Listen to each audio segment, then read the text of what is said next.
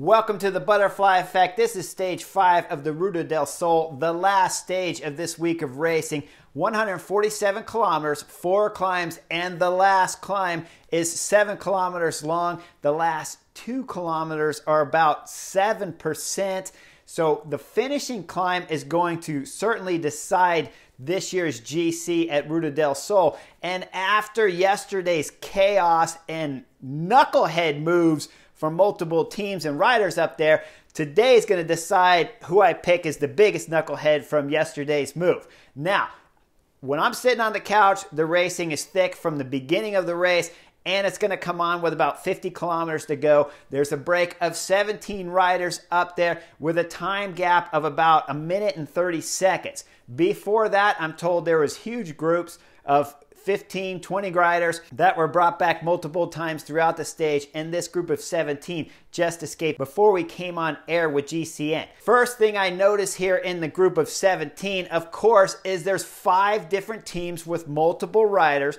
Bora Hansgrohe's represented with 3 riders. UAE Team Emirates have passed race leader Covey here, along with the man who works harder than anybody, Trentin. So you know Covey is covered. And then you look at Alpecin Phoenix. They have 3 riders here. Iolo Cometa have 2 riders here. And of course, Movistar represented with 2 riders. Now, that's the first thing that draws your attention when you look at this group of 7. Next thing that draws my attention is going to be the Astana rider, Simone Velasco, because Astana only started this race, this stage 5, with 5 riders. Now, Lopez is going to need every one of his helpers in order to blow this race up at the finishing of the stage if he wants to try to take back those 10 seconds and get the race lead for the finish of this week's Ruta del Sol. Keep in mind, when you have only 5 riders and you put 1 up front, that leaves 4 back there, obviously. But what's more important is that you have Lysenko back there who's up on GC that could be a threat. You have Tejada back there who could be a threat on GC and can help pull some going up the climbs for the early part of this last climb. And then, of course, you have Lopez back there who's a threat on general classification. That only leaves 1 more teammate back there to help keep riders out of the wind, get bottles, get food throughout this stage. And I would assume this stage was going fast all day long because they were setting massive breaks numbers up there. So you know Bahrain Victorious had their work cut out for them throughout the early part of this stage. With about 42 kilometers to go, we get the first attack up front. It's Bora Hansgrohe, Emmanuel Bookman attacking. He gets some company from Jimmy Johnson. Jimmy Johnson from Alpecin Phoenix will bridge across, and then behind will be the Iolo Cometa rider Fortunata, and it'll make 3 up front. These 3 will try to get this break going all the way to the start of the last climb. But with Movistar chasing back there, and I'm sure Matteo Trentin was doing some work back there for Covey, those 2 riders on the front, they'll bring back this group of 3 with about 30 kilometers to go in the stage. After that is when we start to see UAE Team Emirates throw in their first main team plan for today's stage. It's going to be to put Trentin on the front and bring this break all the way to the last climb so we can see how well Alessandro Covey can go up this last climb and whether or not if he could have won the general classification here at Ruta del Sol if it wasn't for just having a lack of teammates. And they do a great job all the way riding into 7 kilometers to go to start the last climb.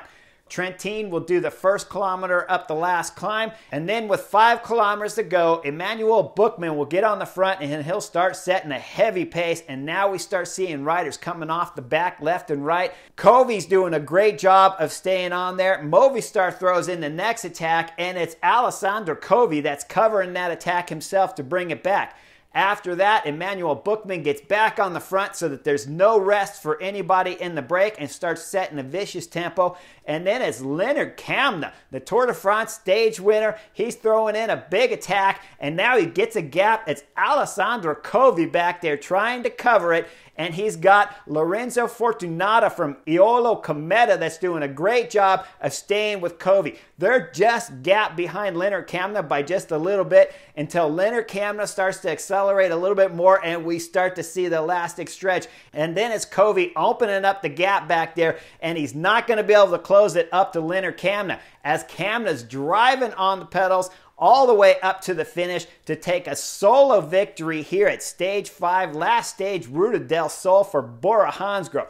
They really needed this win when you look at how bad the team raced yesterday, missing that big group of 14 GC guys going up the road to decide the general classification here at Ruta del Sol. So Leonard Kamna wrapped everything up for Bora Hansgrohe and got it right back to where it wasn't such a bad week of racing. That's what I love about sports. Yesterday was a nightmare. Today they got 3 in the front move. They're controlling the brake all the way up the climb until Leonard Kamna blows things up. And the beautiful thing about sports is you can have a bad day and turn around the next day and make it fantastic. Now, Iolo Cometa, who gets second on the stage with Lorenzo Fortunata, got a fabulous result for a small team ran by Ivan Basso and Contador. This was a great result for a tiny team. Just behind him is going to be Covey. Covey will come across the line for third. Now this will put anything to rest about Covey being able to win the general classification. Getting dropped today by Leonard Kamna means that there wasn't a chance he was going to be able to win the general classification regardless on how the tactics went on yesterday's race or the lack of teammates that he had that produced those race results yesterday when he lost the race leader's jersey. Remember, when we're talking when he's race leader and won his stage and then becomes race leader, the whole topic here on the butterfly effect has been how fantastic Covey's been, but can he climb up the last summit climb on today's stage? Now we put that question to rest, and now we go back to the GC favorites back there because there's 2 battles going on today's stage. With Quick-Step and Astana on the front of the peloton with about 18 kilometers to go. Again, I'm a little dumbfounded on the tactics here of Astana. They didn't drill it up the penultimate climb. Now they're on the front with a teammate pulling hard along the flats before the final climb starts. But in my book, this is too soon. Either you pull up the penultimate climb and drill it up that climb and put some hurt there into the Bahrain victorious rider Wout pulls his legs for Lopez to attack, or you just wait to 1 kilometer, 2 kilometers before this last climb and you punch it as hard as you can and you keep your guys fresh. Instead, they're running their last domestique teammate on the front along the flats. That's not accomplishing anything. You're not going to tire out Bahrain victorious or Wout pulls his legs while pulling on the flats. Instead, Astana's at the front. They're pulling. Probably not much chance of catching the break. Maybe they're thinking in their mind, okay, we could get the break close, launch Lopez, he can win the stage and get the jersey. But with a 3-minute time gap up to the breakaway riders, when they start pulling, most likely that's not going to happen when you got UAE Team Emirates Trentin pulling the brake up front with help from Alpecin Phoenix. So that gap doesn't come down. They start the last climb with about a 2-20-minute gap to the breakaway riders. And then on the front, it's Quick-Step pulling at the beginning of the climb and not Astana blowing it up. We'll see Quick-Step pulling on the front.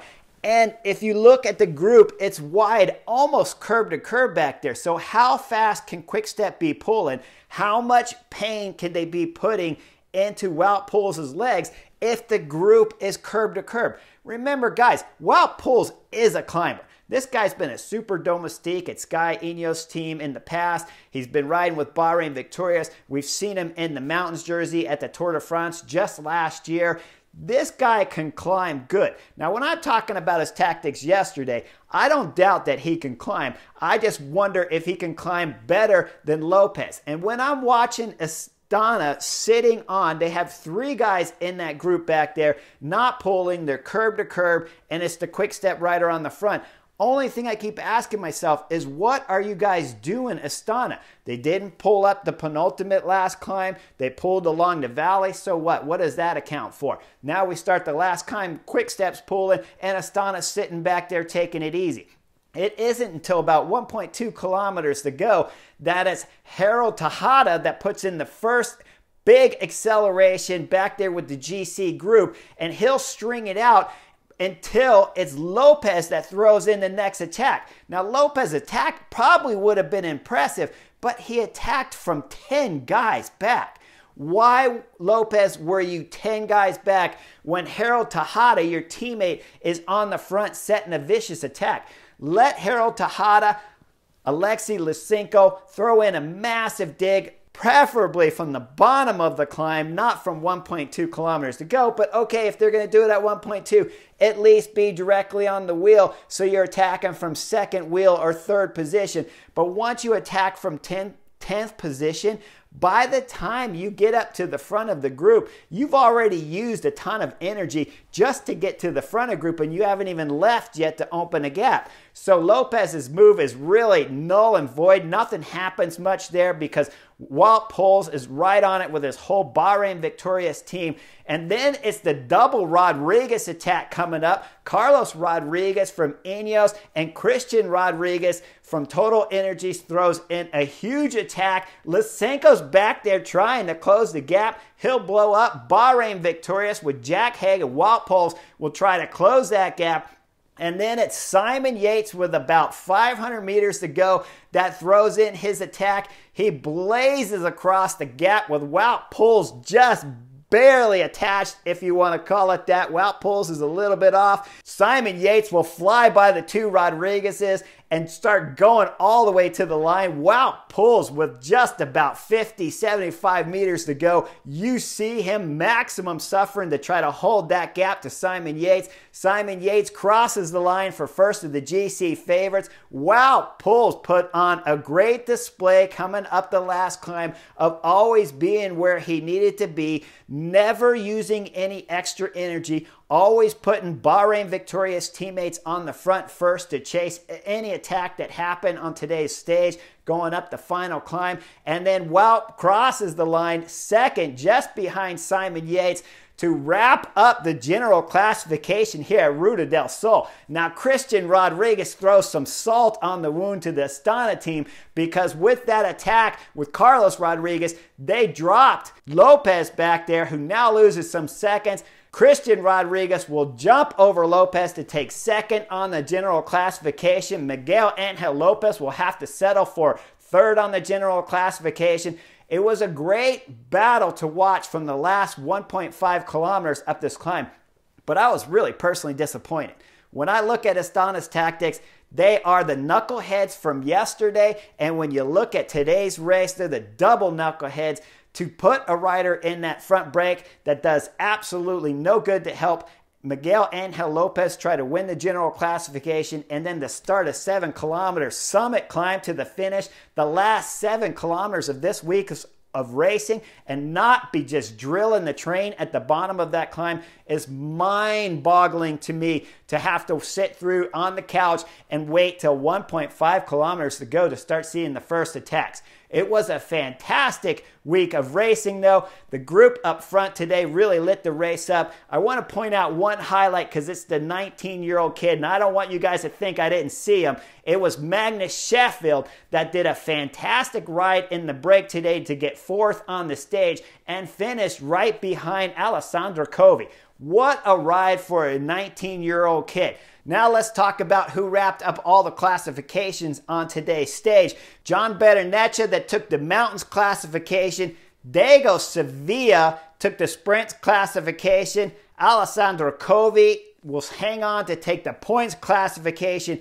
Christian Rodriguez will be the best Andaluz rider and the best Spanish rider. And then Astana will take the best team classification on today's last stage here at Ruta del Sol. Funny little side note, when Astana went to leave the podium ceremonies, they walked opposite directions, so you can tell the team's not even in sync when they're leaving the podium here at the last moment of Ruta del Sol. Was a great week of racing. We really got highlighted here with attacks left and right. A little bit of drama from stage 1 when nobody knew for sure who wanted to do most of the work to bring that break back.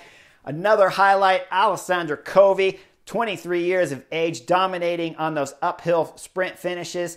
And then the 19-year-old Magnus Sheffield taking out his first pro stage win here.